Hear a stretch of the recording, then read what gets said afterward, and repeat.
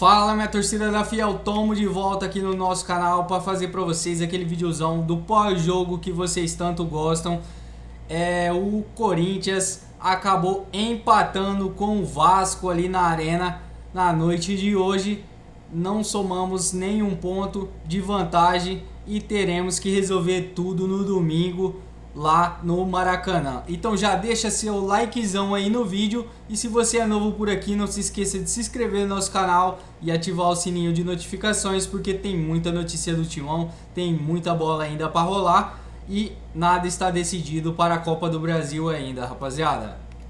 Corinthians, a boa notícia é que apesar desta atuação do Vasco e do que foi o jogo de hoje, a partida terminou empatada e aí é bom lembrar, o Corinthians ganhou todos os seus jogos fora de casa nessa Copa do Brasil. Verdade, inclusive. Ganhou do Cruzeiro, ganhou do Atlético Paranaense, ganhou do Palmeiras, ganhou do Novo Horizontino. Então, é um Corinthians melhor fora de casa do que diante da sua torcida nesta Copa do Brasil. Então, acho que a boa notícia e a esperança do Corinthians fica muito por conta aí desse histórico na competição de realmente ter vencido todas fora. É claro que está absolutamente aberto, ficou difícil até apontar um favoritismo, né? Acho que para a maioria das pessoas, talvez o Corinthians chegasse como favorito no confronto, o que também significa pouco se a gente olhar para as semifinais, onde os dois favoritos acabaram ficando, né? E agora acho que o favoritismo do Corinthians, talvez depois do empate em casa, não seja mais presente e a gente tem uma final completamente aberta, completamente escancarada para esse jogo de volta. Bom lembrar que o Corinthians também não sofreu gols fora de casa, né? Nessa competição. Todas as vitórias sem sofrer gols. A gente falando de favoritismo, né, Pedro Ivo? Na semifinal, os favoritos ficaram pelo caminho. E, para muitos, o Corinthians tinha algum favoritismo hoje, até por jogar em casa, por ter um 11 ali. Se fizer um cara a cara, o Corinthians vai levar melhor. Mais uma vez, o favoritismo ficou por terra e agora ele se inverte para o próximo jogo? Ou você está com um Jean assim, ó, tá tudo em aberto para o Maracanã? Tudo bem, William? Um abração a você, Calça, Jean, Vitor, o fã do esporte aqui ligado com a gente mais uma vez, nesse linha hoje. Não, para mim o favoritismo não se inverte, eu acho que tinha um leve favoritismo por muitos aspectos e a gente precisa tentar observar, afinal, pelo que é uma decisão. É o que os times vêm jogando nas últimas semanas, é o que os times jogaram em recentes semifinais, jogos de ida e volta. É a dificuldade que o Vasco historicamente... E Amanda jogaram em recentes semifinais, jogos de ida e volta. É a dificuldade que o Vasco historicamente tem para jogar Itaquera, no Química Arena contra o Corinthians. Se você para pensar que o Vasco não vinha jogando um grande futebol antes das semifinais, vinha muito mal, inclusive... É um time que você não sabe qual caminho ele ia tomar, se era só uma mobilização por um clássico regional ali contra o Fluminense, ou se tinha um gás a mais para essa final, mostrou hoje que tinha, só que era um jogo em Itaquera, um ambiente que sempre foi muito hostil ao time do Vasco, não estou dizendo só de torcida, o Vasco tem dificuldade para encarar o Corinthians há muito tempo, especialmente fora de casa. É um time que, se eu não me engano, são 11 jogos que sofria gol. Sofria gols em todos os 11 jogos, ganhando, goleando, perdendo, sofria gol. O Vasco entrava em campo e ia sofrer um gol. Dessa vez não sofre um gol, então começa a inverter um pouco essa lógica. E no primeiro tempo aí eu estou com o Jean. Eu não acho que tem muito essa coisa do merecimento, quem esteve mais perto. Só que dentro do que o Corinthians entra num jogo em casa eu acho que é para fazer vantagem. Quando você tem Garro, quando você tem Yuri, quando você tem Memphis, acho que você tenta conectar essas peças que já funcionaram muitas vezes bem dentro de casa. Essa proposta não funciona. Demora a entender como é que vai baixar alguém para sair, como é que vai apoiar. O Corinthians melhora até com a saída de um deles do meio para o final do segundo tempo. O Vasco não. O Vasco tenta tirar o jogo, tirar essas conexões desse trio, em algum momento tentar ser minimamente perigoso e chegar. Faltou concluir. Então, dentro das propostas, o Vasco se aproximou um pouco mais do que poderia ser um bom desenho de jogo. Ainda assim, não venceu. Agora, é aquela velha ladainha, né? Assinaria o empate? Acho que o torcedor do Vasco... Acho que sim, né? Preferia não perder e levar para a festa que a gente viu hoje. A gente deve ver, muito provavelmente, no domingo no Maracanã, ingressos esgotados. O Vasco forte em casa. Eu acho que, como conversava aqui, eu combino até fora do ar, porque antes de começar, tudo que esses times têm para oferecer nesse momento de temporada, pelo que não foi a temporada em muitos aspectos, não estamos falando de dois grandes projetos de futebol que agora serão consolidados como um grande time. Não. O Vasco talvez tenha dificuldade de explicar como chegou ali, o Corinthians também, mas chegaram, tem mérito.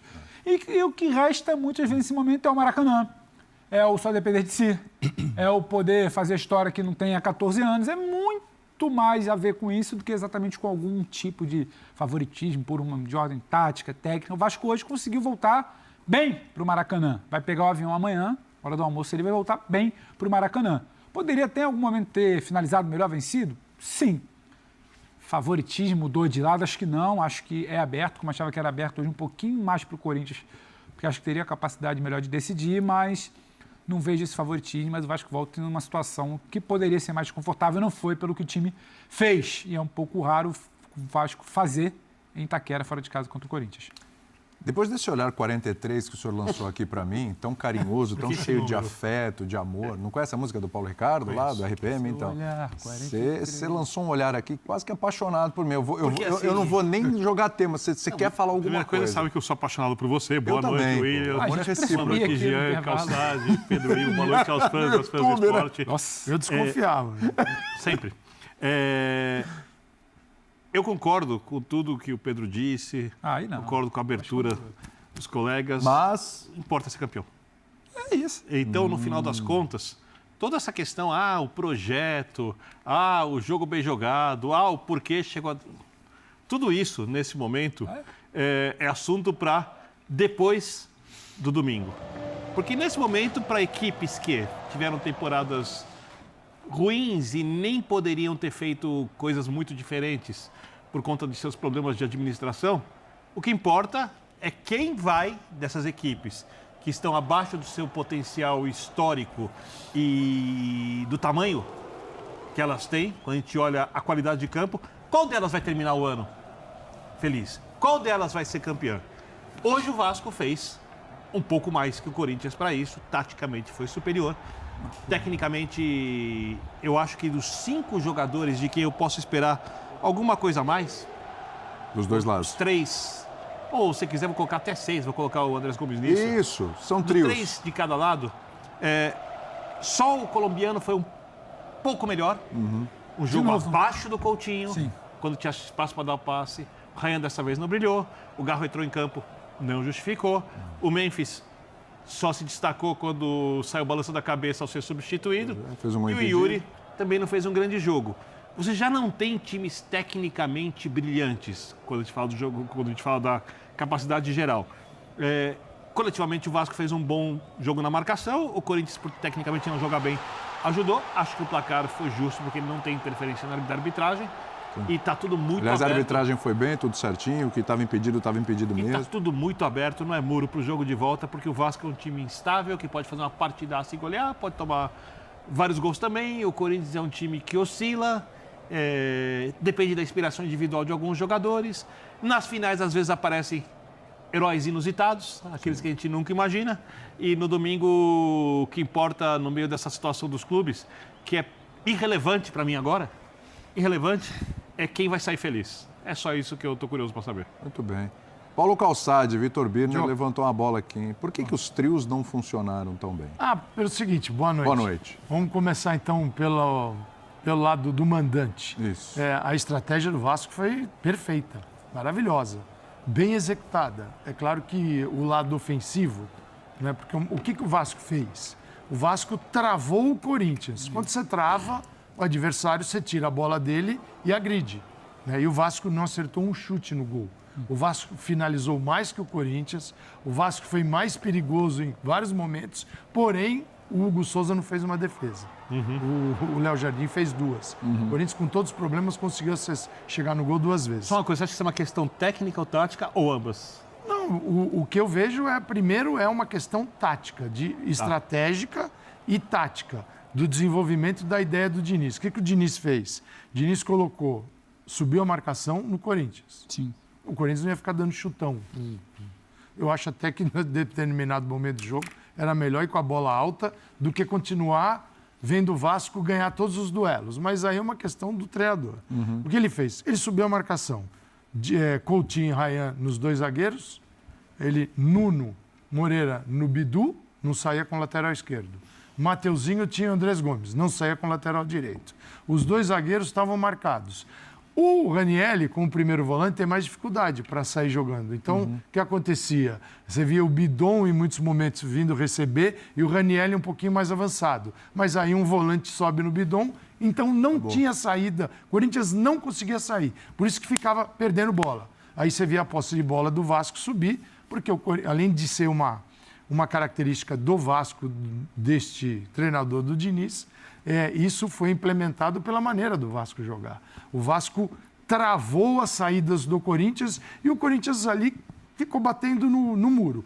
Quando você trava a saída, você tira do jogo o Memphis, tira do jogo o Yuri e tira do jogo o Garro. A menos que o Garro viesse aqui trabalhar perto dos volantes. Também acho que deveria ter vindo mais. Seguinte, se tem dificuldade, tenta se movimentar. Você olha para a dificuldade e continua fazendo a mesma coisa, aí é óbvio que no segundo tempo ele iria trocar. Ele esperou 6 minutos e trocou. Aí botou o Martínez, o Maicon, ele inverteu. Ele começou o jogo como terminou contra o Cruzeiro. Foi. E terminou como começou. Exato. Contra o Cruzeiro. Eu não entendi porque isso mexendo nos volantes. 6 minutos para fazer a mudança. E tudo isso manteve o trio distante. O Corinthians não conseguiu. Então, para mim, essa é a continuação desse jogo. No Maracanã não há por que o Vasco mudar. Ainda mais jogando em casa. Subindo em casa, travando o Corinthians e tendo a galera jogando junto. Aí eu vejo um favoritismo do Vasco. Senão ele pediria para jogar na Arena Corinthians o segundo jogo. Claro. Ele fala, vou jogar, deixa eu jogar aqui. Claro. Não, ele vai jogar na casa dele. É um favoritismo, assim, pequenininho, porque é 0-0. Né? O Corinthians pode marcar um gol lá, porque o Vasco vai se atirar, vai talvez ser um pouquinho mais ofensivo e os espaços vão surgir. Agora, o Diniz tem um caminho para a volta definido. Gente, eu quero mais do mesmo. E não o Dorival, tem o que mexer, não tem por que mudar. Cara, ele pode aprimorar. Ele pode aprimorar. Mas para que mudar radicalmente? Você tem 90 minutos. Calma. Conceitualmente, não vai mudar. Até porque o Diniz nunca joga de maneira diferente. Não jogou em Itaquera recuado, nunca jogou assim, não vai jogar assim no Rio. A única questão é que o Pedro chamava atenção para a quantidade de jogos que o Vasco toma gols. E o Dorival, nesse momento, precisa achar uma forma de escapar dessa marcação alta que o Vasco vai fazer. E ele tentou de todas as formas, não conseguiu hoje. O Diniz precisa deixar preparadas soluções para o caso do Corinthians mudar a saída de bola do jeito em que haja lançamentos longos, ou mesmo passe curto, porque o Corinthians tem o Yuri, que é um jogador de velocidade, que gosta de atacar o espaço. O Corinthians tem alguns jogadores que podem fazer um passe longo, principalmente se o Garro recuar mais. Daqui não sei se o Garro começa jogando a partida de volta, ou seja, um time que tem sido vulnerável defensivamente, apesar de perigoso com a bola como é o Vasco. Qual é o impacto, por exemplo, de você tomar um gol numa final? Num jogo como esse. Porque não é um jogo de pontos corridos. Então, é um jogo de tantos detalhes, tantas nuances, que eu não consigo ver uma vantagem para alguém. É só isso. E acho que nem sempre você tomar um gol significa que você fez algo errado. Então, exato. Assim, pode acontecer, porque o futebol é assim. E você tem detalhes que às vezes mudam, inclusive, toda uma análise sobre um jogo de futebol. Né? Toda uma análise. Então, uma bola que vai na trave. Hoje você tem uma bola na trave, por exemplo, do Vasco. Isso. Uma bola que vai na trave e que entra, muitas vezes muda completamente a análise que faz sobre o jogo. Eu acho que eu estou muito de acordo com o que o Calçade falou. Acho também que o Vasco não teria nenhum motivo para mudar no jogo de volta, seja pela atuação que ele teve hoje contra o Corinthians, seja pelas poucas alternativas que o Fernando Diniz tem. Porque vamos dar uma olhada nisso também. Na hora que o Vasco faz hoje, mesmo tendo um veterano como o Coutinho em campo, a sua primeira mudança, faltando 10 minutos para o final do jogo, o Corinthians já tinha feito 4. Fez só 2. Só 2. E o Vasco termina só com 2 alterações, sendo que a última a partir dos 34. É ali a saída do Coutinho, mais para gastar um tempo aos do que 90 qualquer minutos. outra coisa. Então, assim, existe essa diferença, acho que indiscutível sobre... O Vasco tem um 11 e o Corinthians tem um grupo um pouquinho maior. O Corinthians tem uns 14 e 15. Então, assim, o Corinthians tem um banco para rodar, para fazer mudanças. Até para mudar a escalação para domingo. E o Vasco tem... Exatamente. Até porque hoje talvez tenha sido, em parte, uma surpresa a escalação, com a mudança dos 2 ali que você citou. Então, eu acho que, de certa forma, o Vasco tem essa deficiência em relação ao Corinthians, que é a incapacidade de manter, inclusive, o ritmo e a pegada que ele tem, mantendo também a qualidade técnica, porque ritmo e pegada você pode até manter, mas aí você vai perder qualidade técnica. Não à toa, no jogo de hoje, um jogo em que o Vasco atua, na minha visão, muito bem, o melhor momento do Corinthians no jogo, o momento em que o Corinthians consegue ser superior, você pode ver, é nos 15 minutos finais ali.